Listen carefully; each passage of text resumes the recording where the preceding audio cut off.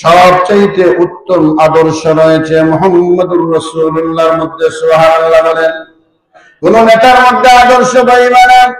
নেতার মধ্যে সুদ আছে, নেতার মধ্যে ঘুষ আছে, প্রতারণা আছে, চুরি আছে, ডাকাতি আছে, জিনা আছে, ব্যভিচার আছে।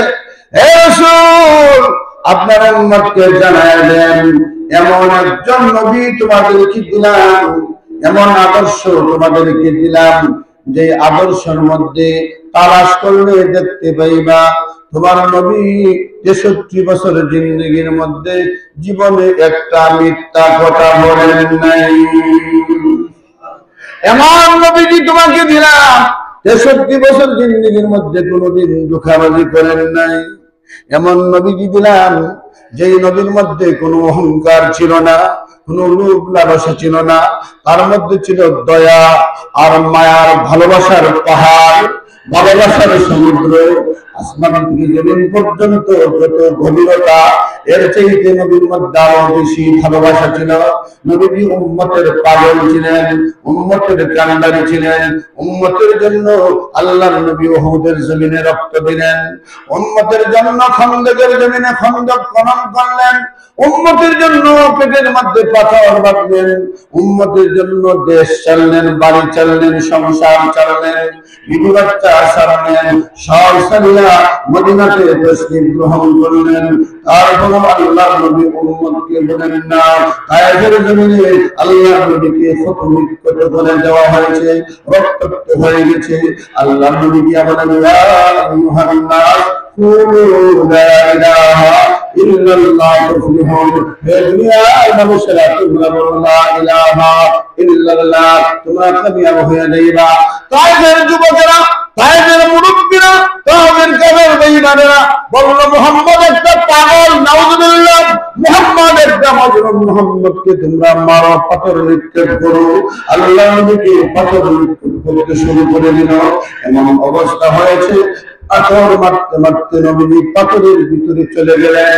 এমন ভাবে পাথর মেরেছে, নবীজির শরীরের মধ্যে এমন কোনো জায়গা নাই যেদিকে নবীজি কষ্ট পান নাই, পাথরের আঘাত পান নাই।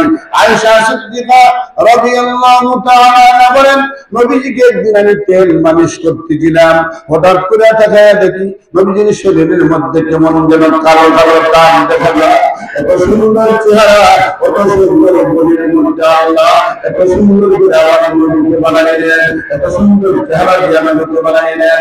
হযরত আয়েশা বলেন, তাকায়া দেখি বিশ্ব নবীর শরীরের মধ্যে শুধু কালো কালো দাগ দেখা যায়। আল্লাহ নবীকে আয়েশা সিদ্দিকা ডাক দিয়ে বলেন, নবী, ছোটবেলায় কি আপনার বসন্ত হয়েছিল নাকি? আপনার কোনো সমস্যা হয়েছিল নাকি? আল্লাহ নবী ডাক দিয়ে বলেন, কেন বলছো?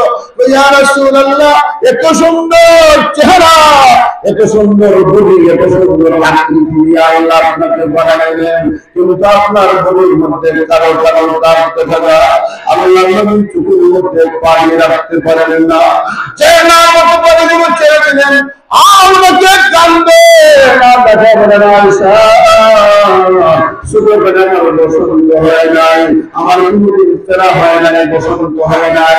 আয়েশা, আমি তায়েফে গিয়েছিলাম ঈমানের দাওয়াত দেওয়ার জন্য, কুরবানের দাওয়াত দেওয়ার জন্য, আর কাদের বেঈমানরা এমন ভাবে আমাকে আঘাত করেছে, শরীরে এমন কোনো জায়গা নাই যে জায়গার মধ্যে পাথরের আঘাত লাগে নাই।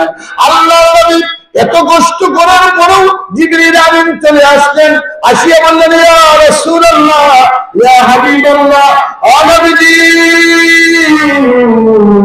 আপনার এই অবস্থা আল্লাহ পর্যবেক্ষণ করছেন আকাশ থেকে, আমাকে আল্লাহ পাঠিয়ে দিয়েছেন, গজবের ফেরেশতা আল্লাহ পাঠিয়েছেন। নবী গো, একবার আপনি বলেন, আমরা আপনার আদেশের অপেক্ষা করছি। আল্লাহ নবী জবাব দিয়ে বলেন, ইয়া রাসূলুল্লাহ, ইয়া হাবিবাল্লাহ, আপনি একবার বলুন, তায়েফের জমিনে আমরা ধ্বংস করে দেব। নবীর পাহাড় আছে, একটা হলো সাফা আর মারওয়া। সাফা আর মারওয়া পাহাড়কে হাত দিয়ে উঠাইয়া এমন ভাবে তাদেরকে আঘাত করবো, দুইটা পাহাড় দিয়ে তাদেরকে পিছিয়ে ধ্বংস করে দিব। আল্লাহ নবী ডাকতে বলেন, জিবরিল পারে না, আমার উম্মত গুলো বুঝে না, এই জন্য আমাকে মারে না, আমার উম্মত আমাকে বুঝে না, আমাকে ছিঁড়ে না, এই জন্য আমাকে আঘাত করেছে। আমার শরীরের মধ্যে মশা মাছি হারাম, তারপরে আমাকে আঘাত করেছে। আমার উম্মত গুলো বুঝে না, উম্মত গুলো জানি মাফ করে দিলাম, তাদেরকে তুমি মারিও না, ধ্বংস করিও না। তুমি যদি তাদেরকে মারো, সব যদি মরে যায়, তাহলে বলো নতুন পরিমাণে দাওয়াত কারো কাছে দিব। আল্লাহ নবী আরশে গেলেন, আরশে যাওয়ার পর আল্লাহর সাথে দেখা হলো, আল্লাহর সাথে সাক্ষাৎ হলো। আল্লাহ নবীকে আল্লাহ সালাম দিলেন, আসসালামু আলাইকা আইয়ুহান নবী। আল্লাহ নবীকে আল্লাহ সালাম দিলেন। সুবহানাল্লাহ। আল্লাহ বড় না নবী বড়? জোরে বলেন, আল্লাহ বড়। বড় হইয়া আল্লাহ নবীকে সালাম দিলেন, আসসালামু আলাইকা আইয়ুহান নবী। নবীকে একা একা সালাম দিলেন, আসসালামু আলাইনা বলেন নাই। আল্লাহ বলেছেন, আসসালামু আলাইকা আইয়ুহান নবী। আমার পক্ষ থেকে রহমত বরকত যা আছে সব আপনাকে দিলাম। আল্লাহ নবীকে পরীক্ষা করতে চান। সুবহানাল্লাহ বলেন। পৃথিবীটা পরীক্ষার হয়, সব মানুষকে আল্লাহ পরীক্ষা করেন। কেউকে শক্তি দিয়া পরীক্ষা করেন, কেউকে সম্পদ দিয়া পরীক্ষা করেন, কেউকে লাঠি দিয়া পরীক্ষা করেন, কেউকে ক্ষমতা দিয়া পরীক্ষা করেন, রাষ্ট্রীয় ক্ষমতা দিয়া পরীক্ষা করেন, চেয়ারম্যান মেম্বার বানাইয়া পরীক্ষা করেন, বড় গোষ্ঠীর মালাইয়া